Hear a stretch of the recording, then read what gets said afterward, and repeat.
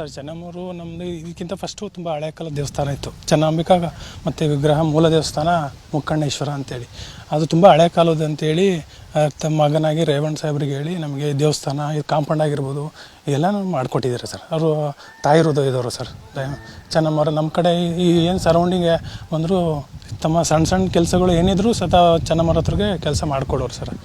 ಹಂಗೆ ಈಗ ಪ್ರತಿ ವರ್ಷವೂ ಅವರೇ ಬಂದು ಪೂಜೆ ಮಾಡಿ ಓಪನ್ ಆಗ್ತಿತ್ತು ಪ್ರತಿ ವರ್ಷ. ಅದೇ ಸರ್ ಪ್ರತಿ ವರ್ಷ ಭಾನುವಾರ ದಿವಸ ಮಾರ್ಚ್ ತಿಂಗಳಲ್ಲಿ ಓಪನ್ ಆಗ್ತದೆ ಸರ್.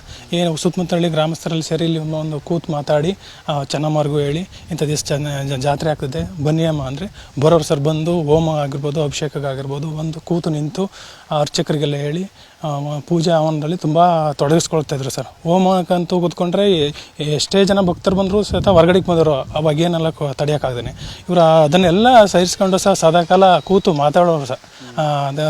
ಭಕ್ತಿ ತುಂಬ ಅಪಾರ ಸರ್, ಅನಂತ. ಹುಟ್ಟೂರ ಮೇಲೆ ಪ್ರೀತಿ ಕಡಿಮೆ ಆಗಲಿಲ್ಲ. ಇಲ್ಲ ಸರ್, ಯಾವಾಗಲೂ ಕಡಿಮೆ ಆಗಿಲ್ಲ. ಹುಟ್ಟೂರು ಅಂತಲೇ ಸುತ್ತಮುತ್ತಲಿಯವ್ರಿಗೂ ಸಹಿತ ತಮ್ಮ ಕೈಲಿ ಆದಂಥ ಹೆಲ್ಪ್ ಮಾಡಿದ್ದಾರೆ ಸರ್.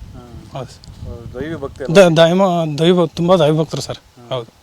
ಇಲ್ಲಿ ಬಂದರೆ ಚೆನ್ನಂಬಿಕಾ ದೇವಸ್ಥಾನಕ್ಕೆ ಹೋಗ್ದೇ ಅವ್ರಿಗೆ ಹೋಗ್ತಾನೆ ಇರ್ತಿಲ್ಲ ಸರ್.